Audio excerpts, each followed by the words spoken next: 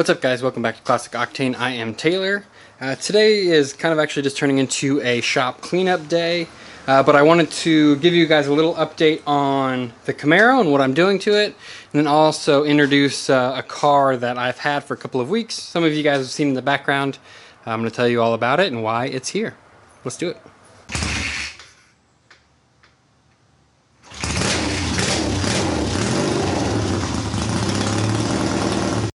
First thing I want to update you guys on is the Camaro. So those of you who are not familiar, this is my 69 Camaro, nicknamed Clementine. I've been doing a bunch of work to it. Hopefully it'll be a bigger part of the channel going forward. I tend to kind of get caught up with working on it and don't record a lot. I'm going to try to change that. I have been installing a four-wheel disc brake conversion. So this is just kind of a simple kit from Right Stuff Detailing. I bought it through either Summit or Jegs, I think Summit. Basically, it's just a four-wheel complete disc brake conversion. I had power but four-wheel drums before. It does come with a brand new brake booster, master cylinder. Basically, everything but the hard lines from the booster to the back is totally replaced. So we have the back installed. The next thing I have to do is I'm just kind of figuring out the parking brake cables, and then I need to bleed the system. I am going to do a more in-depth kind of overview of these brakes and a driving impression and everything. That's not going to be this video. That'll be coming in the not too distant future. I just want to give you guys an update on what the heck I've been doing. So here it is. This is my 2004 Pontiac GTO. I bought this car from Copart. And if you guys aren't familiar with Copart, it's a insurance auction website. They sell a ton of like totaled out cars and some donated vehicles, but most of them are from insurance companies. You know, the car gets totaled, they pay out the original owner, and then they turn around and sell the car and try to recuperate at least some of the money for the insurance company. So I bought this car for one main reason, and that reason is directly under here. So that's right, this is going to be an LS donor car, which you probably figured that out because of the title of the video or the thumbnail already. But yeah, so to remind you guys of the plan with the Camaro, my goal is to make it totally daily drivable. I want it to be basically like a brand new Camaro, but with a body and styling and everything of a 69. So I want to be able to jump in it in the middle of Texas heat and fire it up, put it in gear, drive to work, you know, sit in traffic, you know, air conditioning, the whole nine. And then I want to be able to race it and do some autocross and stuff like that on the weekends. So I'm going to build the car in a couple of different stages.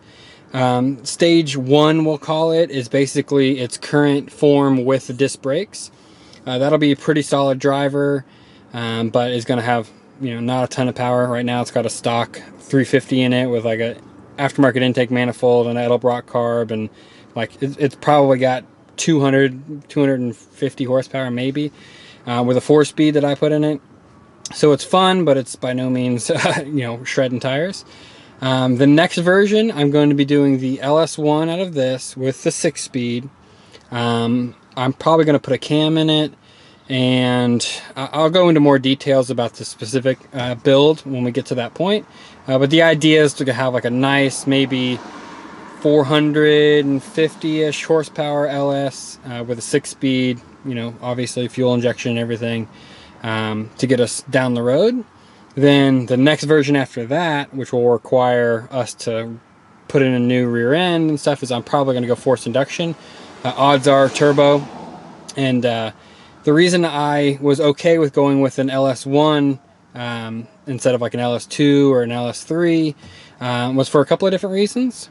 The first one being I really wanted an aluminum block, so I didn't want to go with like a 5.3 or a 4.8 truck motor. I did want to go with a lighter block, since it's going to be in a car I want to race and autocross. A little bit less weight over the front end probably won't make a huge difference in that car, but I figured I wanted to go aluminum block, and if I was going to do that, I would either have to go, you know, LS 1, 2, 3, or the later year model truck motors, and those end up costing hell about the same as this did.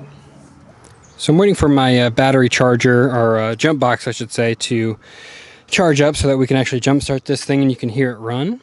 One of the reasons why I wanted to buy a complete running driving car to do the LS swap is because a lot of these LS swaps end up kind of sneaking up on people, and a lot of the little fittings here and there and tiny hoses and all that kind of stuff add up to, like, you know, $1,000 more than what you budgeted for. So this being a running driving car, it already has a lot of the little stuff. And then also I know that it runs well. It doesn't have any bottom end noise. You know, the transmission shifts. I won't be using this clutch, but the clutch works, and I have a lot of those little pieces that I can probably utilize for my swap. And then when I'm totally done, I'll still have a shell of a car with brakes and a rear end and a full interior and everything that I can sell to recuperate some of the money to go into the project. So the reason I'm not just fixing this car up and selling it is right here. So this car was in a front collision on this front right fender, and it was repaired very, very poorly. So from the outside, it doesn't look that bad. And I don't know if you'll be able to really see, probably not. It's a little too dark in there, but you can kind of see on the top. I mean, this booger welded, you know, hood pin should tell you enough, but it's all crumpled in here. And everything is basically like, this is like sheet metal screwed on in a couple of places. So somebody just kind of glued this thing back together in order for it to look like a complete car, but it is totally janky. So when I say running and driving, I would not drive this car on the street, but I know that the drivetrain's good. So it becomes perfect for our LS swap, because I don't care if it's, you know, messed up, because, you know, the body's most likely going to be scrapped. All I care about is this guy and the transmission. The interior is in mediocre shape. The seats aren't too bad. They got some little tears, and, you know, they're a little bit rough.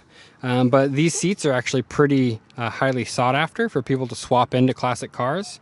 So I'm hoping that I can get, you know, a couple of $100 for the seats, and they make kits to reupholster them and, you know, spruce them up for whatever car you're putting them in.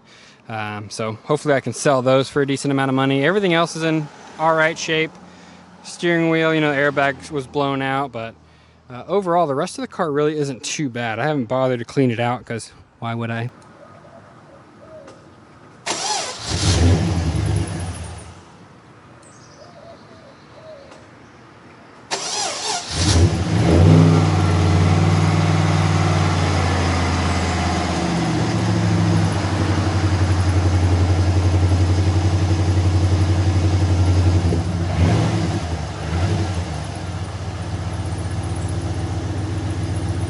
So you can see it's running.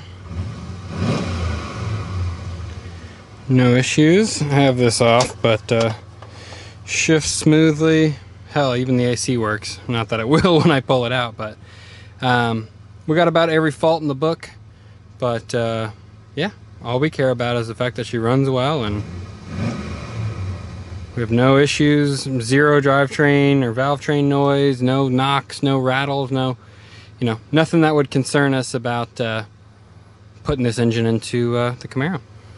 That's going to do it for this week's video.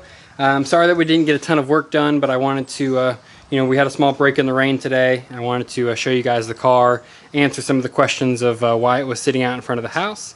We are waiting on a few tools to be able to continue to work on the Barn to Brat project, so a new video will be coming very soon on that. And then we have some more exciting stuff kind of going on.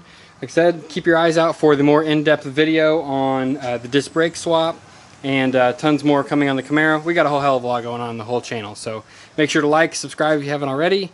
Check out the website for shirts. Thank you again for everybody who's ordered shirts in the last couple of weeks. You guys have been totally awesome helping to support the channel. Yeah, that's going to do it for this week, and I'll see you guys soon.